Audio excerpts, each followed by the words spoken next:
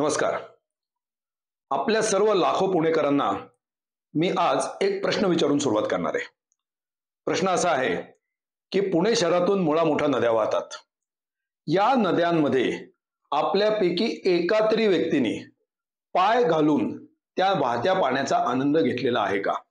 वाहत्या पाण्याचा आपण अनुभव घेतलाय का असं विचारूया. उत्तर काय? अर्थातच नाही. त्या पाण्याच्या जवळपास सुद्धा आपल्यापैकी कोणीही जाऊ इच्छित नाही, खरं म्हणजे जाऊ धजत नाही. याचं कारण त्या पाण्याचं दर्शन जे आपल्याला लांबूनच होतं, काळं पाणी ज्याला म्हणता येईल, म्हणजे पुण्याला या नदीच्या रूपाने एक काळ्या पाण्याची शिक्षा ही आपल्याला मिळते. नदी की जे लोकांचं जीवन असते, संस्कृतीचा उद्गम असतो, एक माणसाच्या मनाला प्रसन्नता देणारी, एक जीवनाचं दर्शन घडवणारी, जीवनाचं प्रतीक घडवणारी, प्रतीक म्हणून उभी असणारी अशी एक निसर्गाची देणगी असते नदी. पण आज ती आपल्यासमोर उभी आहे एक गटार किंवा नाला या रूपामध्ये. आणि हे सर्व कर्तृत्व आपलं आहे, माणसांचं आहे, खरं म्हणजे पुणे शहराचं आहे आणि एका अर्थाने आपल्या राज्याचं सुद्धा आहे. ही नदी, मुळा मोठा नदी, ही पुढे आपल्याला माहिती आहे की त्याला पवना मिळते. ही मुळा मोठा पवना पुढे भीमाला मिळते आणि भीमा नदी पुणे शहरातून वाहत वाहत उजनीपर्यंत जाते आणि त्या उजनी धरणाचं पाणी लाखो गावांना पिण्याचं पाणी म्हणून दिलं जातं. आणि या भीमा नदीचं पाणी सुद्धा त्याच्या काठावरची हजारो नव्हे लाखो लोक हे पिण्याचं पाणी, शेतीचं पाणी म्हणून वापरतात. म्हणजे पुण्याचं सांडपाणी हे या खालच्या गावांना हे पिण्याचं पाणी म्हणून प्यावं लागतं. जनावरांना तर नक्कीच प्यावं लागतं. त्याच्यातून रोगराई पसरते. हे सर्व आपलं पुणे शहराचं कर्तृत्व आहे.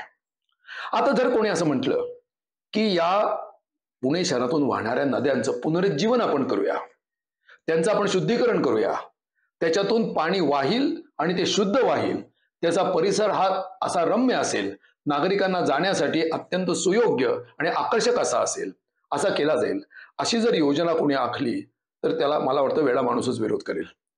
पुणे महानगरपालिकेने 2016 मध्ये खरं म्हणजे 2019 मध्ये 2016 पासून त्यांनी विचार करायला सुरुवात केली आणि 2019 मध्ये एक पुण्याचा नदी पुनरुज्जीवन प्रकल्प आणला. सर्व नागरिकांना खूप आनंद झाला, मलाही झाला. आणि आता गेले 3-4 वर्ष या प्रकल्पाची सुरुवात होऊन झालेली आहेत. या प्रकल्पाचे जसे जसे तपशील बाहेर येत गेले आणि अभ्यासकांकडून, तज्ज्ञांकडून त्याचा सखोल अभ्यास झाला, त्यानंतर या प्रकल्पाचं सत्य स्वरूप आपल्या समोर आलं. काय हा नेमका प्रकल्प? त्याचा आपण सखोल विचार करून त्याच्याबद्दल नेमकं काय करायचं याची भूमिका आज आपल्याला ठरवायची आहे. आणि त्याच्यासाठी मी आपल्या समोर काही मुद्दे मांडणार आहे, काही संवाद करणार आहे. हा जो प्रकल्प आहे, या प्रकल्पाचं नाव आहे नदी पुनरुज्जीवन प्रकल्प. अत्यंत आकर्षक नाव आहे. त्याची 4 उद्दिष्ट सांगितली गेलेली आहेत. एक उद्दिष्ट म्हणजे असं आहे की पूर नियंत्रण करणं. आता पुण्यामध्ये पावसाचं पाणी जर आलं, पाऊस जर जोरात पडला तर खूप हाहाकार माजू शकतो. ही संभाव्यता लक्षात घेऊन पुण्यामध्ये येणाऱ्या संभाव्य पुराच्या पाण्याचं, पसरणाऱ्या पाण्याचं नियंत्रण करणं, हा पहिला मुद्दा. दुसरा मुद्दा, या नद्यातून वाहणारं जे पाणी आहे त्या पाण्याचं शुद्धीकरण करणं. तिसरा मुद्दा, या नद्यांचं पुनरुज्जीवन करणं. आणि चौथा मुद्दा, नदी आणि नागरिक यांच्यामध्ये पूर्ण दुरावा आहे. आता मी मगाशी सांगितलं त्या पद्धतीनं नदी आणि नागरिक यांच्यामध्ये पूल या व्यतिरिक्त दुसरा कुठलाही संबंध नाही. आणि फार तर पावसामध्ये थोडंसं पाणी जास्त आलं तर लोक भागायला जातात. या पलीकडे नदी आणि नागरिक यांचा काही संबंध राहिलेला नाही. तो संबंध पुनरुज्जीवित करणं किंवा तो संबंध, तो दुवा जो आहे तो स्थापन करणं, अशी 4 उद्दिष्टे याची सांगितली गेलेली आहेत. आता आपण याच्यातले जे सगळ्यात आपल्या अगदी हृदयापर्यंत जे भिडणारं आहे, जे आपल्या दैनंदिन त्याचं दर्शन होतं, ते म्हणजे शुद्धीकरणाचं जे उद्दिष्ट आहे ते आपण पहिल्यांदा विचारात घेऊया की त्याचं या प्रकल्पामध्ये नेमकं काय होणार आहे. आता आपण पाहिलं की नदीचं पाणी पुण्याच्या वरच्या भागामध्ये, म्हणजे पुण्याच्या पश्चिम आणि उत्तर भागामध्ये 7 धरणं आहेत. आपण पुणे शहराच्या दृष्टिकोनातून बोलतोय. तर पुण्याच्या उत्तर पश्चिम भागामध्ये 7 धरणं आहेत. ती आहेत पानशेत, वरसगाव, टेमघर, मुळशी, कासारसाई आणि पवना. आता ही जी धरणं आहेत, या धरणांमधून, ह्या डोंगराळ भागात आहेत, तिथून पाणी गोळा होतं आणि त्या नद्यांमधून दो दो दो दो वाहत हे त्या धरणांमधून जेवढं सोडलं जाईल तेवढं पुण्यापर्यंत येतं. आणि धरणं आणि पुण्याचा परिसर यांच्यामध्ये खूप शेकडो किलोमीटरचा असा परिसर आहे. त्याच्यामध्ये सुद्धा खूप पाणी जे आहे नैसर्गिक उतारानुसार या नदीमध्ये मिळतं. आणि याचंच आपल्याला दर्शन होतं की अनेक नाले, अनेक ओढे तयार होतात. अगदी पुण्यातलं उदाहरण सांगायचं झालं तर भैरोबा नाला, आंबील ओढा त्याची उदाहरणं आहेत. आता हे सगळं पाणी पुण्यात येतं आणि पुण्यामध्ये पाणी पुरवठा ज्याला आपण म्हणतो त्याचा आपण पहिल्यांदा विचार करूया. कारण आपल्याला सांडपाण्याचा विचार करायचा आहे. तर पुण्यामध्ये या कॅनॉलमधून पाणी आणलं जातं, काही नदीमधून येतं. तर कॅनॉलमधून पाणी येतं त्याचा आपण नळामधून पुणे शहराला पाण्याचा पुरवठा करतो. आता पुण्याला जो पाण्याचा पुरवठा होतो त्याचे जर आपण आकडे थोडेसे पाहिले तर आपल्याला असं दिसतं की पुण्याला प्रतिदिन 1732 दशलक्ष लिटर एवढा पाण्याचा पुरवठा होतो. आता असं समजलं जातं सगळ्या अर्बन प्लॅनिंग नगर नियोजन शास्त्राप्रमाणे की शहरांमध्ये ज्या पाण्याचा पुरवठा होतो त्यापैकी 80% पाणी हे सांडपाण्यामध्ये रूपांतरित होतं. म्हणजे आपण ते आंघोळीसाठी वापरतो, हात धुण्यासाठी वापरतो, संडासामध्ये वापरतो, हे सगळं मिळून 80% पाणी त्यातलं पुन्हा ड्रेनेज किंवा स्वेज ज्याला म्हणतो या रूपामध्ये सांडपाणी या स्वरूपात पाईपमधून वाहून नेलं जातं. आता हा एक भाग झाला. दुसरा, पण पाणी पुरवठा जरी 1732 दशलक्ष लिटरचा प्रतिदिन असला तरी पुण्यामध्ये सुद्धा विहिरी आहेत. त्या लक्षात घेतल्या जात नाहीत, पण त्याच्यातून बऱ्यापैकी पाणी खेचलं जातं. भले बागेसाठी घेतलं जातं, दुसऱ्या कशासाठी घेतलं जात असेल तर ते आहे 310 दशलक्ष लिटर प्रतिदिन. या दोन्हीची जर बेरीज केली तर 2042 दशलक्ष लिटर प्रतिदिन एवढं पाणी हे पुण्यामध्ये वापरलं जातं. मी पुन्हा एकदा सांगतो, 2032 दशलक्ष लिटर प्रतिदिन एवढं पाणी पुण्यात रोज वापरलं जातं. आता त्याच्या 80% जर आपण विचार केला तर ते होतं 1626 दशलक्ष लिटर प्रतिदिन. एवढं सांडपाणी पुण्यामध्ये तयार होतं. आता या हे सांडपाणी जसे तसं जातं का नदीमध्ये? तर महानगरपालिकेचा असा दावा आहे की याचं शुद्धीकरण करण्यासाठी आम्ही काही सांडपाण्यावरती शुद्धीकरण करणारे प्रकल्प निर्माण केलेले आहेत. आता त्या प्रकल्पाचा जर आढावा घेतला तर आपल्याला असं दिसतं की सध्याची या प्रकल्पांची शुद्धीकरण क्षमता 477 दशलक्ष लिटर एवढी आहे स्थापित. आता ते प्रत्यक्षात किती वापरली जाते, प्रत्यक्षात त्याच्यातून किती शुद्धीकरण होतं, हा अत्यंत संशयास्पद मुद्दा आहे. परंतु त्याच्यामध्ये आपण आता नको जायला, ते आपण जे आहे ते आकडे गृहीत धरूया. आता 1626 एवढं सांडपाणी निर्माण होते, प्रत्यक्ष प्रक्रिया होते 477 लिटर वरती. म्हणजे जवळजवळ 1200 दशलक्ष लिटर पाणी रोज पुण्याचं सांडपाणी या रूपात नदीत जातं, जे आपल्याला काळ्या पाण्याच्या रूपात दिसतं. आता हा जो प्रकल्प आहे या प्रकल्पामध्ये ॲज सच प्रत्यक्ष शुद्धीकरणाची अशी कुठल्या प्रकल्पाचा खरं म्हणजे समावेश नाही. परंतु पुणे महानगरपालिका, केंद्र सरकार आणि Japan international cooperation agency JICA या संस्थेशी एक टायअप करून त्यांनी एक स्वस्तामध्ये अर्थपुरवठा केलेला आहे. म्हणजे मदत नव्हे, स्वस्त व्याजदरात अर्थपुरवठा केलेला आहे. तर त्याच्यामधून आपल्याला जे काही पैसे मिळणार आहेत त्याच्यामधून पुण्यामध्ये एक जायका प्रकल्प, शुद्धीकरण प्रकल्प हा निर्माण होतोय आणि त्याची जी क्षमता आहे, अपेक्षित क्षमता, ही 528 दशलक्ष लिटर प्रतिदिनाची आहे शुद्धीकरणाची. आता हे जर दोन्ही आपण बेरीज केली, मी आपल्याला सांगितले 477 लिटर हे आजची क्षमता आहे, त्याच्यामध्ये 528 ची भर पडली तर नवीन निर्माण होणारी सर्व क्षमता होते 1005 दशलक्ष लिटर प्रतिदिन. आणि आपण सांडपाणी जे तयार करतो आहोत ते 1626 दशलक्ष लिटर प्रतिदिन. म्हणजे जरी हा प्रकल्प, जायकाचा प्रकल्प पूर्ण झाला तरी पुण्याच्या नदीमध्ये दररोज 621 दशलक्ष लिटर एवढं सांडपाणी तसंच सोडलं जाणार आहे. आता या जायका प्रकल्पाचं वास्तव काय ते लक्षात घेऊ आपण.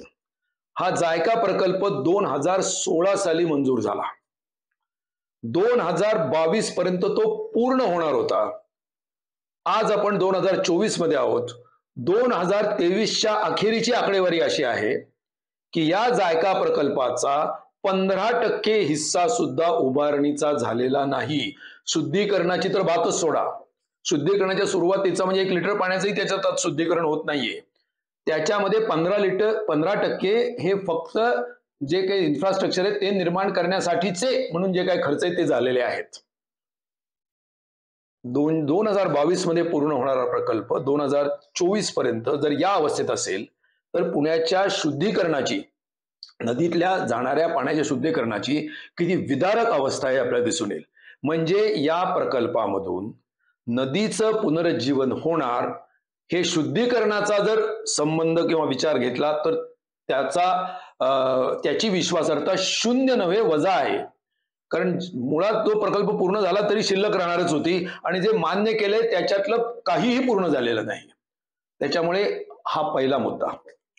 आता दुसरा मुद्दा या प्रकल्पामध्ये उद्दिष्ट म्हणून सांगितलेला आहे तो म्हणजे पूर नियंत्रणाचा. पूर नियंत्रण त्यांचं असं म्हणणं आहे की पुण्यामध्ये जे नद्यांचं पाणी वाहून येतं म्हणजे पावसाळ्यामध्ये, आणि ते पाणी वाहून आल्यानंतर पुण्यामध्ये ते सगळीकडे पसरते. आता हे पसरणारं पाणी जर थांबवायचं असेल तर या प्रकल्पामध्ये जी टेक्नॉलॉजी अपेक्षित केलेली आहे किंवा आखली गेलेली आहे तिचा खूप तपशील आपण बघू शकतो. पण मी आता आपल्याला इथं पडद्यावरती दाखवतोय की ही टेक्नॉलॉजी अशी आहे की पुण्यातली जी नदी आहे, नदीचं पात्र आहे, त्या नदीच्या पात्राच्या काठाला कधी 30 फूट, कधी 40 फूट, कधी तर त्याच्यापेक्षाही जास्त मोठ्या अशा भिंती उभारायच्या, म्हणजे त्याला एम्बँकमेंट म्हणतात.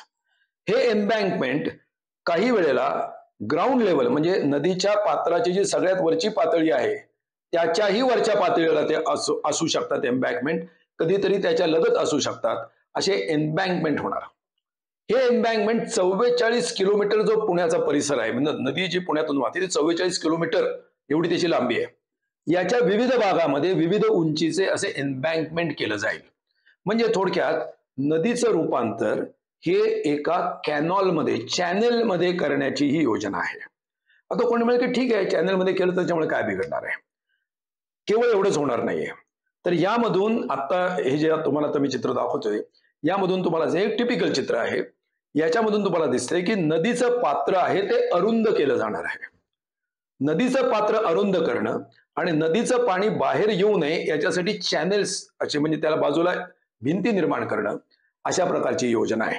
तर आता आपण या प्रकल्पातलं एक मुख्य उद्दिष्ट म्हणून जे सांगितलेलं आहे की पुण्याची जी फ्लड लाईन आहे म्हणजे पूर रेषा जी आहे पुण्याची, ही नियंत्रित करणं. म्हणजे एका अर्थाने पुण्यामध्ये पावसाचं किंवा अचानकपणे आलेल्या पुराचं जे पाणी पसरतं आणि जो काय हाहाकार उडालेला आहे गेल्या अनेक वर्षांमध्ये, असे अनेक अनुभव आलेले आहेत, तर त्याला अनुलक्षून या प्रकल्पामधून नदीचं असं काही नियंत्रण करायचं की ज्याच्यामधून पुण्यामध्ये हे पसरणारं जे पावसाचं पाणी आहे ते पसरणार नाही. आता मी आपल्याला आधी बोललो की एम्बँकमेंट करण्याची याच्यामध्ये एक योजना आहे आणि ते एम्बँकमेंट हे कसं होणार आहे याचा एक क्रॉस सेक्शन सुद्धा मी आता मगाशी तुम्हाला दाखवला. आता या प्रकल्पाच्या प्रत्यक्ष मांडणीमध्ये एक जे वाक्य लिहिलेलं आहे या पूर नियंत्रणाच्या दृष्टिकोनातून ते मी आपल्याला आता इथं स्क्रीनवरती दाखवतोय. आता इथं काय लिहिलंय बघा, ॲनेक्सर 2 या प्रकल्पाचं, त्याच्यामध्ये असं म्हणलंय रिव्हरफ्रंट म्हणजे त्याला तर पहिल्यांदा रिव्हरफ्रंट रिज्युनेशन असंच म्हणत होते, म्हणजे नदी पात्राची सुधारणा. ठीक आहे, तो जो काही शब्द त्यांनी नंतर सुधारून घेतला तो आणि त्यांनी केलं की आता नदीचं पुनरुज्जीवन करतोय. काही स्वयंसेवी संस्थांनी टीका केल्यानंतर त्यांनी त्या नावामध्ये बदल केला. ठीक आहे, त्याच्यामुळे riverfront is not a flood control scheme as such, and as such it is not supposed to provide greater protection to the areas on the river banks which have even otherwise been damaged by floods. स्पष्टपणे म्हणलेलं आहे. म्हणजे तुम्ही सांगताय उद्दिष्ट की पूर नियंत्रणावरती आम्हाला पूर नियंत्रणाचं काम करायचं आहे आणि इथं हे उद्दिष्ट असं सांगतायत. आता आपण पुढे बघूया की या प्रकल्पामध्ये खरोखर पावसाच्या अचानकपणे वाहून येणाऱ्या पाण्याचा काय विचार केलेला आहे. तर आपल्याला माहिती आहे की सध्या आपण गेली अनेक वर्ष क्लायमेट चेंज, हवामान बदलाचे विदारक अनुभव घेतोय. संपूर्ण जग घेतोय, देश अनेक वादळांच्या रूपाने घेतोय, पावसाचे दिवस कमी झालेत आणि अचानकपणे पडणाऱ्या पावसाचं प्रमाण वाढतंय. अवकाळी पडणारा पाऊस हा आता अवकाळी राहिलेला नाही, इतका तो नियमितपणे परंतु अचानकपणे पडतोय आणि धोधो पडतोय, ढगफुटी होते. हे सर्व हवामान बदलाचे परिणाम आहेत. म्हणजे हवामान बदल हा वास्तव आहे, हा काल्पनिक नाही, हे आता स्पष्टपणाने दिसतंय. या हवामान बदलाचे परिणाम पुणे परिसरामध्ये पडणाऱ्या पावसावरती काय होतील याचा अंदाज टेरी नावाच्या एका संस्थेने हा केलेला आहे. एक प्रख्यात मान्यताप्राप्त अशी संस्था आहे आणि त्या संस्थेने असं दाखवून दिलेलं आहे की पुण्यामध्ये जो काही हवामान बदलाचा परिणाम होईल त्या परिणामी पुणे परिसरातला पाऊस हा येत्या साधारणपणे 30-35 वर्षाचा जर विचार केला तर 10% 32% वाढू शकतो आणि 70 सालापर्यंतचा म्हणजे अजून 50 वर्षाचा जर विचार केला तर तो 37% वाढू शकतो. अशा प्रकारचाही अंदाज त्याच्यामध्ये केलेला आहे. आता या प्रकल्पामध्ये 2 प्रकारच्या नदीमध्ये येणाऱ्या पाण्याचा तिळमात्र सुद्धा विचार केलेला नाही. आणि तो कोणता? तर मी मगाशी सांगितलं, नदीचं पाणी धरणामधून पुढे येतं त्याचा विचार केलाय, परंतु धरण आणि पुण्यामध्ये नदी येते, नदीचा प्रवेश होतो, या मधल्या परिसरामध्ये जे पाणी वाहून येतं नैसर्गिक उताराने त्याचा 1% सुद्धा विचार केलेला नाही. आणि दुसरा जो मी आता सांगितला की हवामान बदलामुळे पुण्याचं पाऊसमान जे वाढणार आहे त्याच्यामध्ये ढगफुटीसारखे प्रकार वाढणार आहेत, कारण पावसाचे दिवस कमी होणार आहेत आणि पाऊसमान वाढणार आहे. याचा अर्थ अगदी स्पष्ट आहे की अचानकपणे पूर येण्याचं प्रमाण फार मोठ्या प्रमाणात होणार आहे. याचा तिळमात्र सुद्धा विचार या प्रकल्पामध्ये केलेला नाही. याची गंधवार्ता सुद्धा त्यांना आहे. क्लायमेट चेंज हा शब्द सुद्धा त्याच्यामध्ये नाही. पुणे शहरामध्ये जे नदीचं पाणी खडकवासला धरणामधून सोडलेलं हे वाहतं, ते वाहून नेण्याची नदीची क्षमता ही कशी कमी होते आहे आणि त्यामुळे पुणे शहरामध्ये पाणी पसरण्याचा विस्तार हा कसा वाढतो आहे हे आपल्याला एका आकडेवारीवरून दिसेल. साधारणतः 1 लाखापेक्षा अधिक वेगाने 1 लाखपेक्षा अधिक क्युसेक्स इतक्या वेगाने खडकवासला धरणातून पुण्याच्या मुठा नदीमध्ये पाणी सोडलं जात नाही.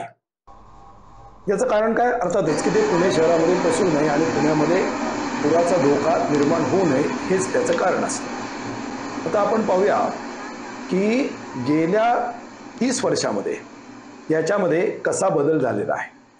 आता आपल्याला असं दिसेल की 1997 मध्ये पुण्यामध्ये एक खूप मोठा पाऊस झालेला होता. पुणे जिल्ह्यामध्ये धरणाच्या पाणलोट क्षेत्रातही झालेला होता. त्याच्यामुळे 1997 मध्ये 90,000 क्युसेक्स या वेगाने पाणी खडकवासला धरणातून मुठा नदीमध्ये सोडलं गेलेलं होतं. त्यावेळेला पुणे शहरामध्ये पाणी जितकं पसरलं, जी पातळी त्यावेळेला पाण्याने पुणे शहरामध्ये गाठलेली होती, नदीतून बाहेर येऊन, नदीच्या पात्रातून थोडंसं बाहेर येऊन, ती पातळी म्हणजे तीच पातळी 2002 मध्ये 60,000 क्युसेक्स इतकं पाणी सोडल्यानंतर गाठली गेली आणि 2019 मध्ये तर तीच पातळी गाठण्यासाठी 45,000 क्युसेक्स एवढंच पाणी पुरलं. याचा अर्थ स्पष्ट आहे.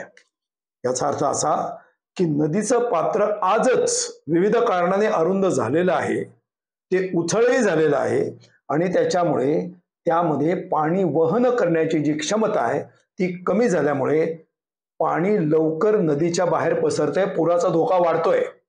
आणि या पार्श्वभूमीवरती आपल्याला दिसेल की जर समजा या प्रकल्पामधून अशा प्रकारे नदीचं पात्र जर अजून अरुंद केलं तर पुण्यामध्ये पाणी पसरण्याचा धोका कितीतरी पटीने वाढेल आणि याचा कुठलाही विचार या प्रकल्पामध्ये केला गेलेला नाही.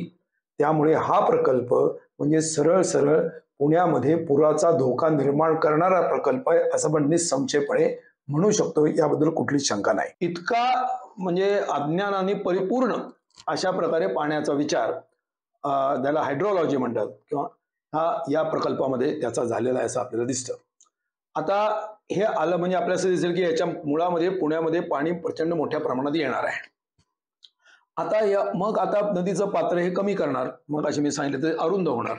तर त्याबद्दल त्यांचं असं म्हणणं आहे की नदीच्या पात्रामध्ये जे आज काही पूल आहेत, काही राडारोडा टाकला गेलेला आहे, काही अनधिकृत शक्तींकडून टाकला गेलेला आहे, किंवा नदीचा जो काठ आहे त्या काठाची थोडीशी इरोजन झाल्यामुळे जे बाहेरची माती अशी खाली पडलेली आहे इत्यादी, यामुळे नदीचं पात्र हे या घटकांमुळे छोटं झालेलं आहे.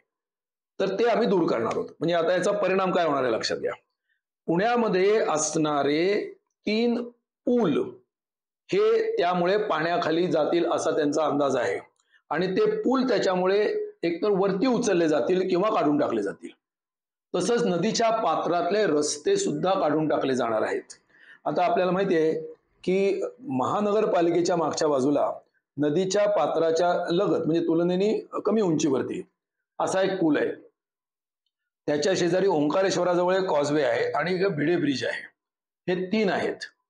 त्या व्यतिरिक्त अजून पूर्वेच्या बाजूला वरच्या भागामध्ये असे काही 1-2 पूल आहेत, ते काढून टाकले जातील किंवा त्याची उंची वाढवली जाईल. आता उंची वाढवण्याचा आपण विचार करूया.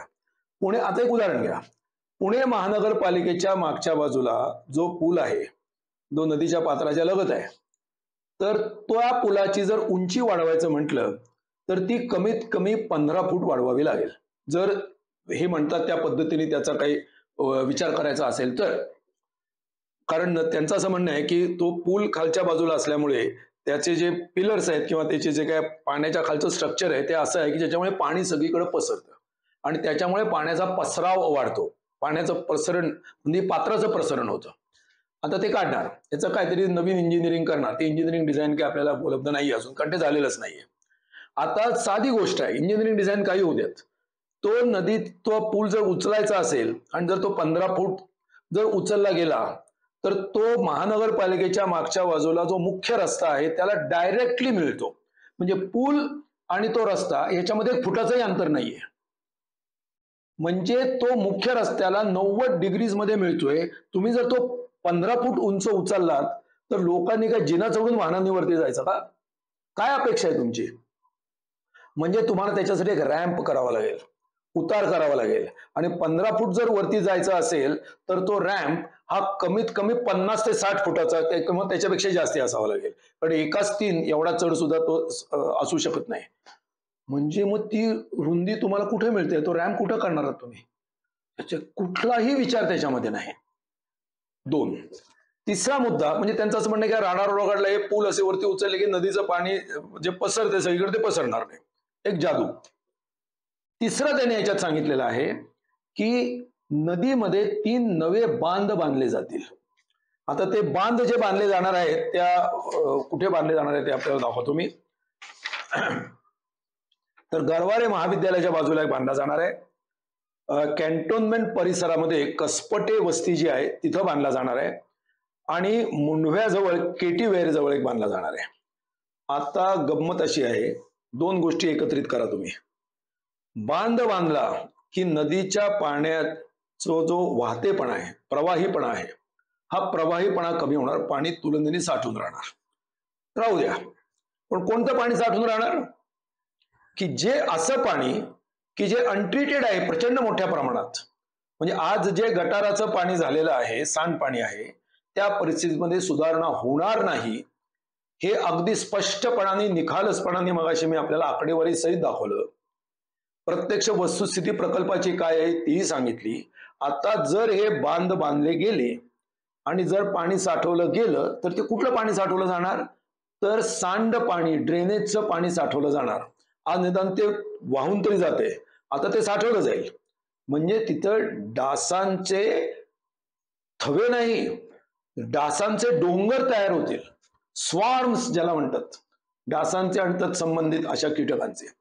आणि त्याच्यामधून पुण्यामध्ये मलेरिया, डेंग्यू आणि अशा प्रकारचे अनेक प्रकारचे आजार जे डासांशी रिलेटेड आहे किंवा नदीमधल्या घाणीमधून निर्माण होणाऱ्या कीटकांशी संबंधित आहेत असे पुण्यामध्ये पसरतील.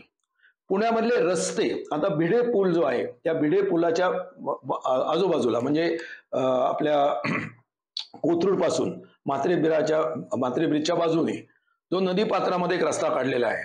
आता ते रस्ते असावेत नसावेत, का काढले तो संबंध सोडून द्या, आता ते आहेत, हे वास्तव आहे. आता तो रस्ता महानगरपालिकेपर्यंत, तो रस्ता भिडे पुलापर्यंत येतो आणि भिडे पुलापासून तो रस्ता महानगरपालिकेपर्यंत जातोय. या रस्त्यावरती संध्याकाळच्या वेळात आणि सकाळच्या वेळात प्रचंड वाहतूक असते. त्याच्यामुळे थोड्याफार प्रमाणामध्ये या नारायण पेठेमधला केळकर ब्रिज आणि तिकडं थोड्याफार प्रमाणात समांतर असलेला म्हणजे जंगली महाराज रोड किंवा कर्वे रोड याच्या वाहतुकीवरती थोडासा सकारात्मक परिणाम त्याचा होऊ शकतो, होतो आपल्याला असं दिसतं. तिथं पार्किंग होतं, प्रचंड मोठ्या प्रमाणात पार्किंग होतं. हे सर्व काही बंद होणार आहे, कारण ते पाण्याखाली जातील असं त्यांचं म्हणणं आहे. आता यामधून पुण्यातली वाहतूक जी आहे आणि हे पूल, त्या पुलावरून वाहतूक होते, या सगळ्या तिन्हीचा जर एकत्र विचार केला तर पुण्यातली वाहतूक, पुण्यातलं प्रचंड साठलेलं सांडपाणी आणि या सगळ्याचा परिणाम म्हणून आता तिसरा मुद्दा की पुण्यामध्ये जे एम्बँकमेंट्स मी तुम्हाला सांगितले नदीच्या काठावर जे करणार आहेत, त्या एम्बँकमेंट्स मधून पुण्यामध्ये जो पाऊस पडतो, तो पाऊस ज्याला स्टॉर्म वॉटर म्हणतो आपण, ते पुण्यामध्ये पडणाऱ्या पावसाचं पाणी नदीमध्ये जे वाहून जातं ते वाहून जायला अडथळा निर्माण होणार आहे, कारण नदीच्या पात्राला त्यांनी एम्बँकमेंट्स केलेले असणार आहेत. म्हणजे तोही आपल्याला याच्यामधून स्पष्टपणाने अडथळा होईल असं स्पष्टपणाने दिसतं.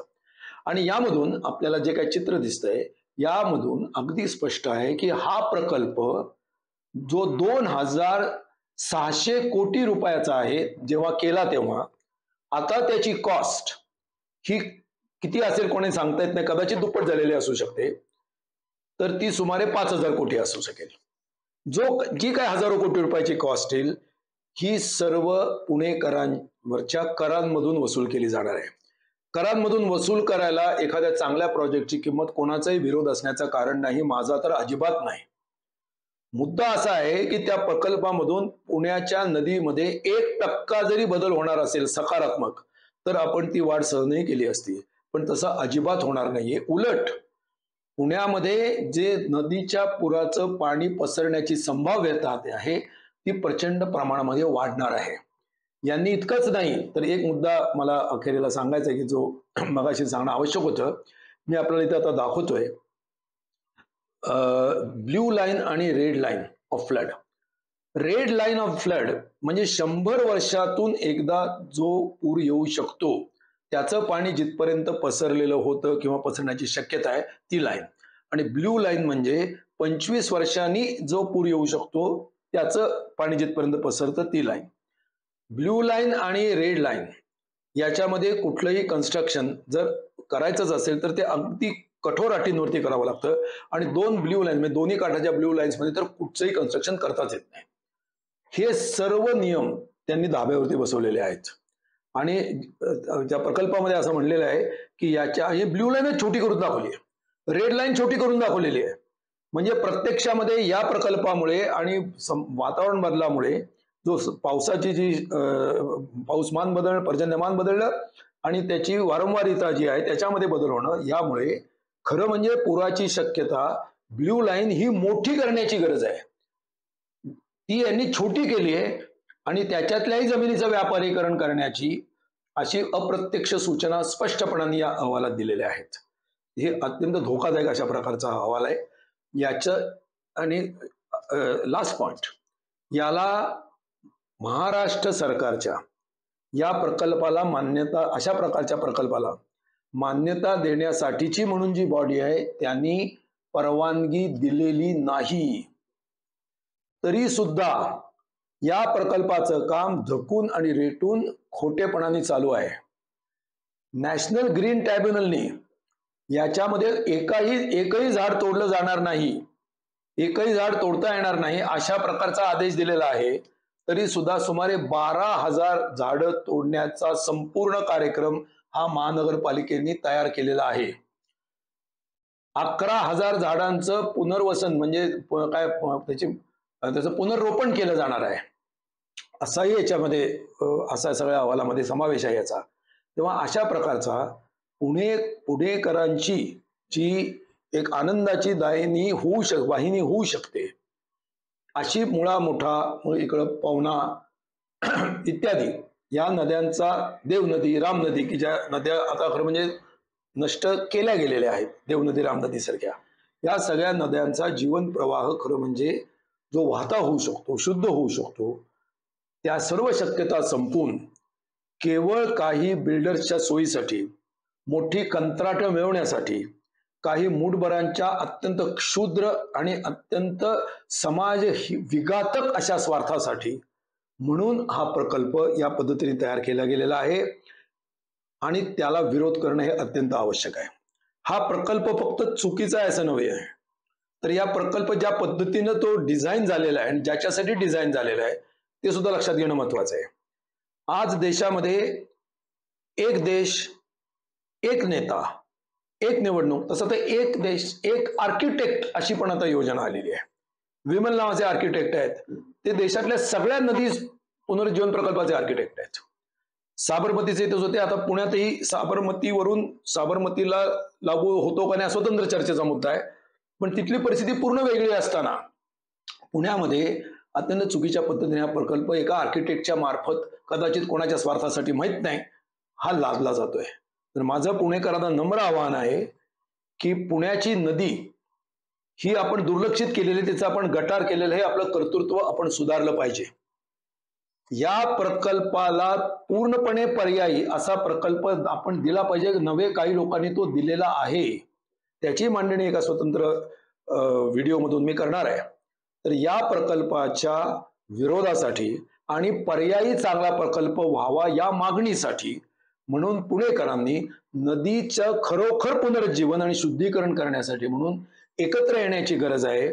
आणि महाराष्ट्राचं नगरविकास खातं असेल, पुणे महानगरपालिकेमध्ये जिथं 2 वर्ष कुठलेही नगरसेवक आणि पदाधिकारीच नाहीत, अशा निर्णायकी अवस्थेमध्ये पुण्याचे तथाकथित मालक झालेले कमिशनर्स ज्या पद्धतीनं हा प्रकल्प रेटतायत त्याच्या विरोधामध्ये उभं राहिलं पाहिजे. आणि पुणेकरांचा आवाज आपल्या आरोग्यासाठी, नदीच्या आरोग्यासाठी, वाहतुकीसाठी आणि पूर नियंत्रणासाठी आणि खालच्या गावातल्या लोकांना शुद्ध पाणी मिळावं यासाठी म्हणून सुद्धा बुलंद केला पाहिजे असं आवाहन मी करतो आणि या ठिकाणी थांबतो. धन्यवाद. या प्रकल्पामध्ये, या चळवळीमध्ये सहभागी व्हा.